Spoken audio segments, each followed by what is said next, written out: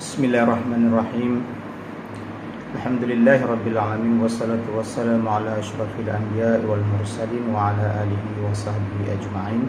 Assalamualaikum warahmatullahi wabarakatuh. Kepada para ibu bapa sekalian, saya Hisham Namad, mengurusi kepada Al-Amin Care, syarikat yang mengendalikan tadika di bawah jagaan anak-anak puan.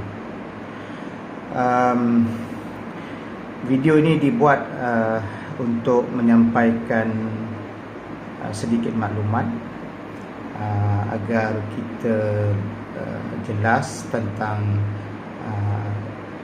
apakah tindakan ataupun sikap pihak tadika dalam menangani isu COVID-19 ataupun dalam tempoh PKP ini, dan apakah juga tindakan pihak tadika untuk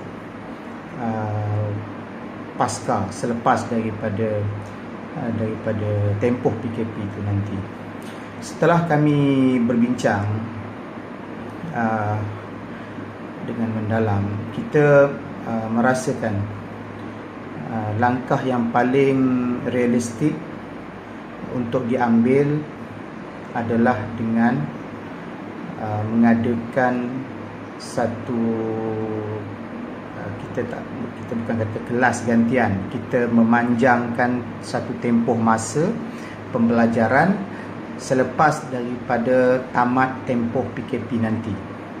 Maksudnya sejurus anak-anak, tuan-tuan dan puan-puan memasuki alam persekolahan balik, kita akan memanjangkan tempoh persekolahan itu. Maksudnya kalau sebelum ini sehingga jam 1 petang, maksudnya untuk anak-anak yang pembelajaran tadikanya itu memang hanya berlaku sehingga jam 1 petang. Selebihnya itu kita sudah ambil kira sebagai daycare kan. Jadi apa yang berlaku selepas ini adalah kita akan memanjangkan tempoh pembelajaran itu. Kita mahu ibu bapa yang memang mengambil anak pada jam 1 petang itu tidak mengambil anak pada masa tersebut. Pembelajaran akan dilanjutkan seperti biasa, bagaimana daycare itu berlaku, iaitu tamat apabila selesai makan, lazimnya kalau sebelum ini anak-anak akan pulang, ya, mana yang sehingga jam 1. Tapi kali ini kita minta anak-anak itu kekal di tadika selepas makan. Bekalkan mereka baju lebihan sedikit dan tuala mungkin, sebab mereka akan mandi seperti biasa di tadika, seperti mana anak-anak daycare. Lepas mandi mereka akan menunaikan solat Zuhur, kemudian mereka akan nap. Maksudnya nap lah, ya, nap yang biasanya kita sediakan hingga jam 3 petang, 3 lebih sikit, kadang-kadang macam tu lah, ya. So itu akan benda yang akan berlaku kepada semua anak-anak di tadika, termasuk yang daycare ataupun yang memang mengambil hingga jam 1 petang sahaja. Sejurus bangun jam 3 itu mereka akan disitulah nanti kita akan mulakan pembelajaran sambungan, ya, pembelajaran sambungan, sama ada benda itu berlaku dalam bentuk kelas ataupun pihak guru-guru akan memberi tumpuan secara personal coaching antara setiap murid, ya. Jadi of course murid yang akan didahulukan masanya ketika itu adalah murid yang memang maksudnya yang mengambil hingga setakat jam 1 petang, dan proses ini akan berlaku sehingga jam 4:30 petang, ya, maksudnya sehingga jam 4:30 petang. Jadi setelah jam 4:30 petang lah baru ibu bapa yang anak-anaknya sebelum ini hingga jam 1 sahaja barulah datang mengambil anak tersebut, ya. Itu apa yang telah kita bincangkan. Kita rasa ini langkah yang paling realistik dan mudah dilaksanakan, iaitu dengan mengganti, saya tak mahu kata menggantikan masa ya. Kita panjangkan selepas ini untuk satu tempoh yang kita akan tetapkan nanti. Contohnya mungkin 2 bulan ke. Jadi dalam tempoh 2 bulan itu begitulah hari-hari yang akan berlaku. Ibu bapa yang mengambil jam 1 petang itu, ambillah anak pada jam 4.30 petang. Ya. Adapun anak-anak yang daycare akan berjalan seperti biasa, sehingga ambillah jam berapa yang ibu bapa semua selesa. Selepas itu kalau macam late pick up tu biasalah, itu normal lah. Jadi guru akan sentiasa ada.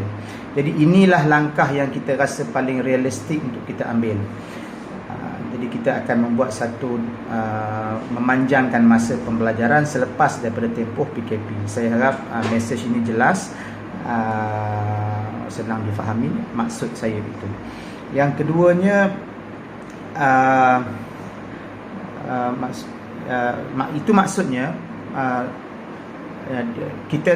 kita tidak akan ada untuk anak-anak daycare, dia ada dipanggil art and craft selepas daripada bangun tidur dan sebagainya itu. Jadi kelas art and craft itu tidak berlaku, malah digantikan dengan pembelajaran. Kita akan tumpu kepada pembelajaran. Jadi pembelajaran itu akan disusun oleh guru besar lah. Apakah ialah macam saya cakap tadi, sama ada penumpuan coaching one to one ke ataupun dalam bentuk kelas, itu berusahakan itu. Jadi saya harap dengan pengumuman ini dia memberi satu kelegaan kepada ibu bapa bahawa kita tidak duduk diam. Soal online learning yang berlaku sekarang ini, yang teacher membuat inisiatif ini, saya rasa itu adalah satu usaha percubaan sebenarnya. Sebab saya yakin satu Malaysia pun sekarang sedang bukannya firm sangat tentang online ni, masing-masing try and error lagi. Jadi apa yang berlaku tu anggaplah itu sebagai satu bonus yang berlaku. Jadi untuk itu saya mengharapkan keresahan tentang pembayaran yuran dan sebagainya itu dapat dikendurkan dengan langkah drastik yang kita akan ambil. Pun begitu, saya ambil kesempatan di sini untuk mengumumkan bahawa yuran pada bulan maksudnya untuk Mei lah ya, maksudnya akan dibayar start daripada sekarang sampai awal bulan tu, saya lanjutkan hingga ke 7%, ya, ke 7% diskaun. Jadi seperti biasa, seperti mana bulan Mac yang lepas, satu invoice akan dibagi oleh pihak pentadbiran. Jadi ibu bapa bayarlah mengikut invoice yang dinyatakan itu. Jadi ini bagi menampung kita punya overhead dan sebagainya itu. Logiknya begini tuan-tuan dan puan-puan, para ibu bapa sekalian. Maksudnya no point jika kita buka tadika nanti kita tiba-tiba dalam keadaan kita struggle.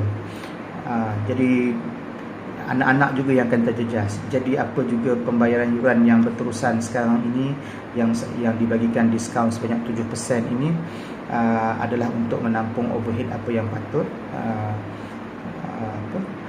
Saya akur memang ada penjimatan tertentu di pihak kami, tetapi itulah sebab kita counter dengan diskaun 7% itu. Pun begitu, banyak juga overhead yang tetap, maksudnya yang berjalan seperti mana biasa. Jadi saya tidak mahu ada ibu bapa yang menganggap pihak tadika mengambil kesempatan dalam situasi ini seolah-olah macam inilah masa nak buat duit pula. Saya tak mahu ada ibu bapa yang berfikiran begitu. Kita lebih concern tentang kesinambungan selepas PKP ini. Apakah yang kita nak buat bagi nak memastikan tidak terjejasnya kita punya operasi. Itu sangat penting. Mengekalkan guru-guru contohnya kan. Guru-guru resah dalam tempoh PKP ini, dari segi gajinya, dari segi dan sebagainya itu, semuanya kita cuba tangani di situ. Jadi itulah saja saya rasa pengumuman yang ingin saya lakukan. Saya harap dengan berita ini dapatlah melonggarkan sedikit resah di hati ibu bapa. Dan mudah-mudahan kita kekal di sini, dan selepas tamat PKP ini hantarlah anak-anak seperti sedia kala, dan kami sedaya mungkinlah memberikan komitmen yang terbaik untuk anak-anak anda semua. Jadi cukup setakat itu dahulu. Wabillahi taufiq wal hidayah. Assalamualaikum warahmatullahi wabarakatuh.